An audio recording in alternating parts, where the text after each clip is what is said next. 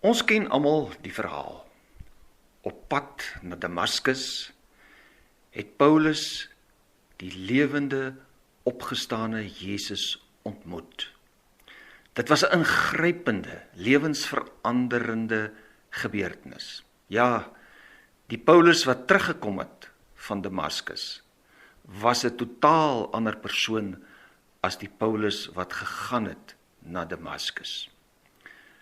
Nou in Filippense 3 kan ons 3 duidelike, drastiese veranderings en verskywings in sy lewe en denkwyse onderskei. Ek noem dit net eers vinnig. Daar's by Paulus 'n totale herevaluering van wat in die verlede vir hom so belangrik was.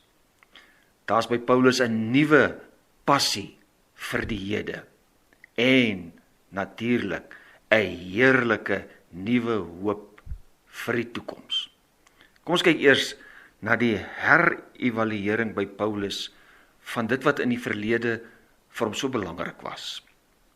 As 'n vroom, godsdienstige, ernstige, opregte Jood was sekere dinge vir Paulus uiters belangrik.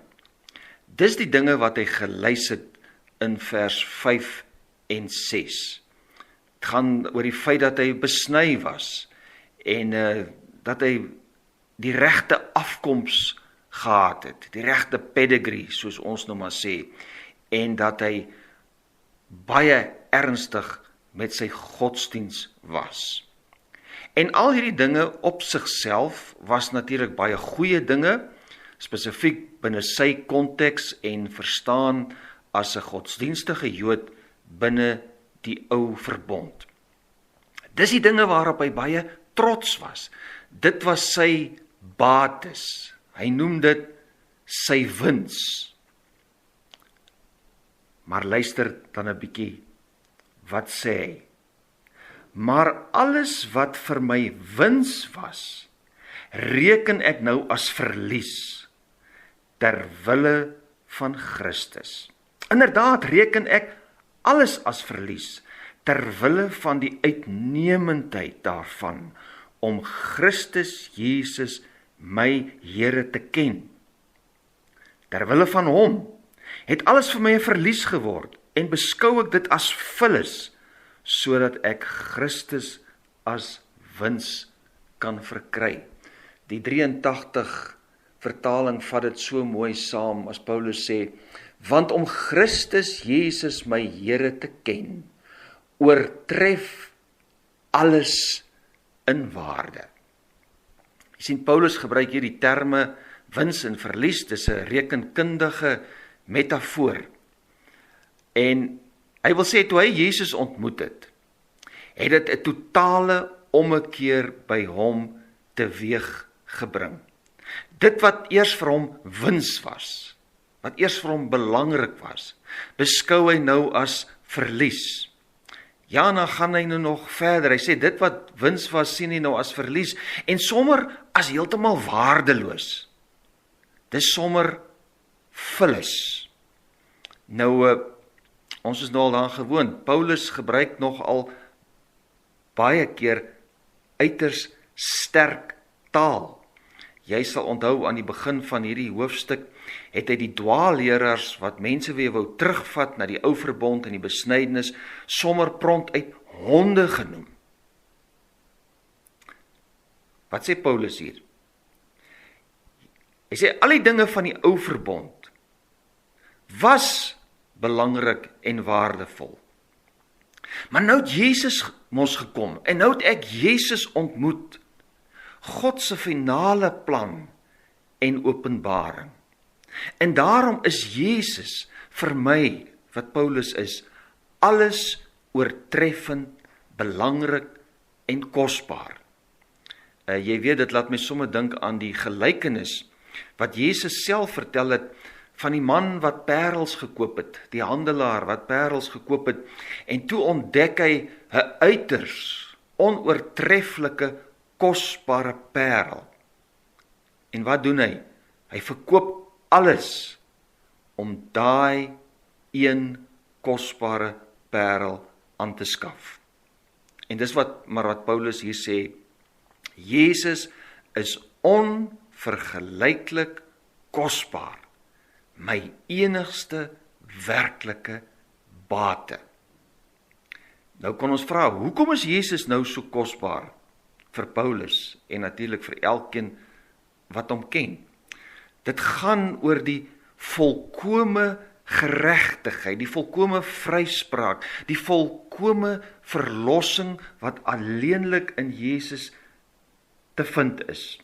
Paulus sê, en ek wil in hom bevind word, nie met my eie geregtigheid op grond van die wet nie, maar met die geregtigheid deur geloof in Christus, die regverdiging, die vryspraak, wat van God kom, deur die geloof. Jy sien, Paulus stel 'n kontras tussen sy eie geregtigheid, sy eie goedheid wat hy probeer bewerk het, deur die wette van die ou verbond na te kom, teenoor die geregtigheid wat van God kom, wat 'n mens as 'n geskenk ontvang, omdat jy op Jesus alleen vertrou. Die een opsie is, jy moet jouself probeer goed maak, jouself probeer aanvaarbaar maak vir God. En dis mos nou onmoontlik. Die ander heerlike opsie wat Paulus nou ontdek het, is dat God jou vergewe en nuut maak deur die geloof in Jesus, deurdat jy op Jesus vertrou.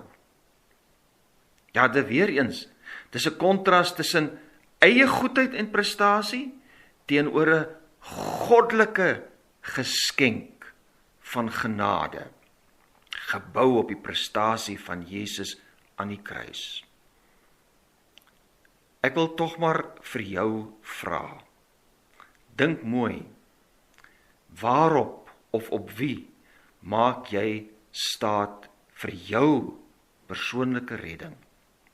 Op die goeie goed wat jy doen, miskien selfs jou godsdiens, jou betrokkenheid by die kerk, of vertrou jy kinderlik op die genoegsaamheid van die Here Jesus? As mens dit besef, dan kan mens verstaan hoekom Paulus so kwaad was vir daardie mense wat weer die gemeentelede wou teruglei na die besnydenis, na die ou verbond, na die Sabbat, die voedselwette, al daardie dinge. Dis hoekom hy so kwaad geword het, want dit sou neerkom op eie geregtigheid. Van, nou wil ek weer roem op my eie prestasies, en nie meer op die genoegsame prestasie en meriete van Jesus nie. So Paulus kyk nou heeltemal anders na sy verlede as 'n Jood van die ou verbond. Tweedens, Paulus het nou 'n nuwe passie vir die Jode. Ja, Paulus se ontdekking van Jesus maak hom so opgewonde. Dit lei tot 'n nuwe koers, 'n nuwe passie. En dit word so duidelik uitgespel in vers 10. Sodat ek Christus kan ken, die krag van sy opstanding en die verbondenheid met sy lyding, deur aan sy dood gelykvormig te word. Nou die 83 stel dit vir my baie treffend en baie meer verstaanbaar. Al wat ek wens is om Christus te ken, die krag van sy opstanding te ondervind en deel te hê aan sy lyding deur aan hom gelyk te word in sy dood. Waaroor gaan dit vir Paulus? Nou dat hy Jesus ontmoet het, nou dat Jesus beslag gelê het op sy lewe. Alles gaan vir hom daaroor om Jesus Christus werklik te ken. Want jy sien, Jesus is nou sy alles. En dit het twee aspekte. Dis duidelik dat om Jesus te ken nie vir Paulus net 'n intellektuele saak is nie. Nee, dit gaan nie bloot daaroor om te sê, ja, ek weet daar was iemand soos Jesus nie. Nee, dit gaan oor 'n diep innige verhouding, 'n pad saam met die lewende persoon Jesus Christus. Paulus praat hier van die krag van sy opstanding.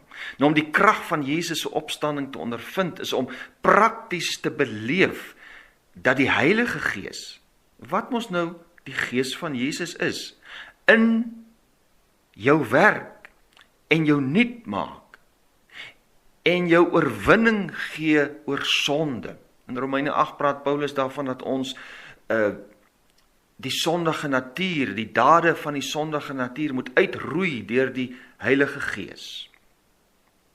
En baie belangrik, spesifiek in die konteks van Filippense, beteken hierdie opstandingskrag van Jesus om steeds blydskap en tevredenheid te beleef te midde van swaar kry en lyding.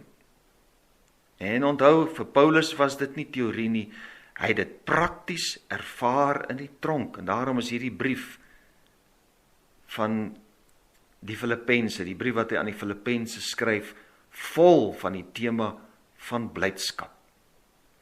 Ja, ons moet besef, as Paulus hier van die krag van die opstanding praat, dis nie nou sommer iets klein nie. Dit gaan hier oor dieselfde krag wat God gebruik het om Jesus uit die dood op te wek. Hierdie selfde krag is werksaam in ons as gelowiges. Hy skryf daar in Efesiërs hoofstuk 1, dis wat hy bid, dat hulle moet besef hoe geweldig groot sy krag is wat hy uitoefen in ons wat glo.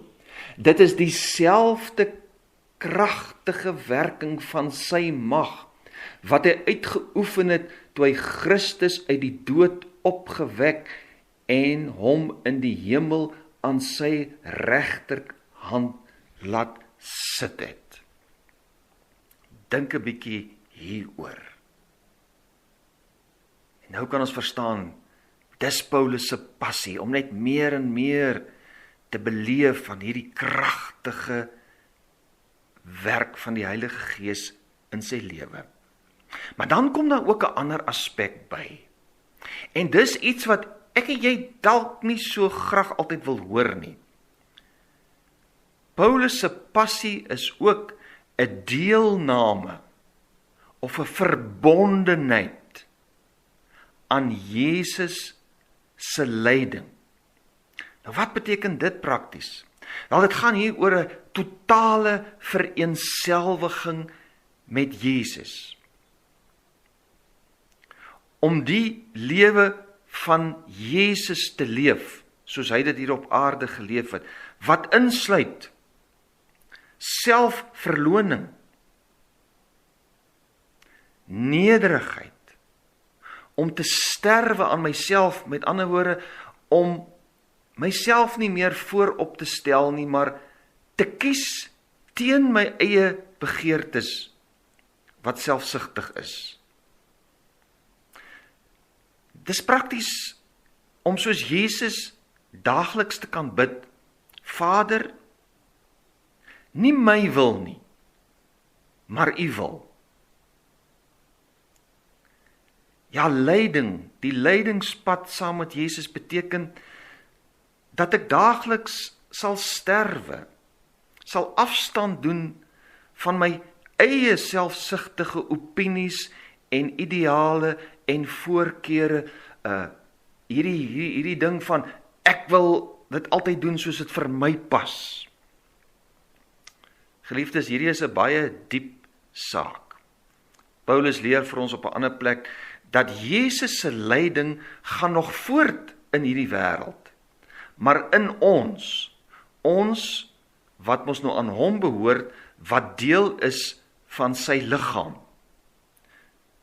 Met ander woorde, soos Jesus gelei het toe hy op aarde was, so lei ons wat nou sy liggaam is, nog steeds op aarde. Dit is 'n baie diep saak. Ons vind hier die paradoks van die evangelie. Kan jy dit agterkom? Krag en lyding gaan saam. Mens sou dit ook nog dieper kon sê, geen krag sonder lyding nie. En waaroor gaan dit? Die gelowige, die een wat werklik op Jesus vertrou, herhaal die patroon van Jesus. Ons het reeds daarna gekyk in hoofstuk 2. Jy sal onthou Jesus se selfvernedering tot by die dood van die kruis en toe sy verhoging deur die Vader. En ons herhaal dit ook. Lyding, selfverloning, maar ook uiteindelik die verhoging, die opstanding, die ewige lewe. Ja, lyding en swaar kry, kom ons bemoedig mekaar daardeur, is nie iets vreemds nie. Jy moet nie begin wonder oor jou kindskap as jy nou lyding ervaar nie. Nee, dis deel van die pakket van Christenskap. Maar dan net kortliks die derde aspek. Paulus het nou na sy bekering tot Jesus 'n heerlike hoop vir die toekoms. Die ewige toekoms wat volg op die opstanding. En dis so belangrik om dit in die oog te hou. Ons moet weet, volgelinge van Jesus kan maar bekostig om te ly, want lyding is nie 'n doodloopstraat nie. Onthou, Paulus het gesê om Jesus te ken is 'n wins. En uiteindelik reeds al daarna verwys in hoofstuk 1 vers 21 waar hy gesê het om Christus te ken al is die lewe, om Christus te ken is die lewe en die sterwe is wins, want as die gelowige sterwe is hy dadelik by Jesus. Maar nou gaan dit nog verder. Hierdie heerlike hoop op die toekoms, dis 'n wins, want daar is 'n opstanding van die volmaak verheerlikte liggaam. Ja, kind van God wat sterwe, is onmiddellik, sy gees is onmiddellik by die Here Jesus, maar ons sien nog uit na meer, ook na die opstanding van die liggaam. Paulus skryf daaroor in vers 21, hy sal ons nederige liggaam verander. Dis nou hierdie liggaam wat vol siekte en pyn is, al daai brille en daai pille. Hy sal ons nederige liggaam verander om gelykvormig te word, net so te word, aan sy verheerlikte liggaam, deur die krag wat hom in staat stel om alles aan homself te onderwerp. Daar wag 'n heerlike toekoms, 'n werklike toekoms, vir die wat aan Jesus behoort. Ja, weer eens, ons volg dieselfde patroon as Jesus. Jesus het ontsettend gely, maar na sy lyding het hy opgestaan met 'n volmaak verheerlikte liggaam. Geliefde broer en suster, as jy waarlik op Jesus vertrou en nie op jou eie geregtigheid nie, dan ontvang jy nou reeds volledige vryspraak en vergifnis. Moenie langer twyfel en onseker wees nie.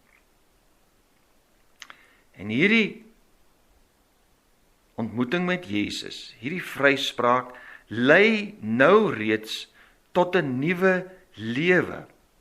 Want jy ken Jesus en jy leer hom al beter ken en jy volg hom. En dit beteken prakties jou lewe is 'n nabootsing. Jy kan eintlik sê 'n herhaling van Jesus se lewe.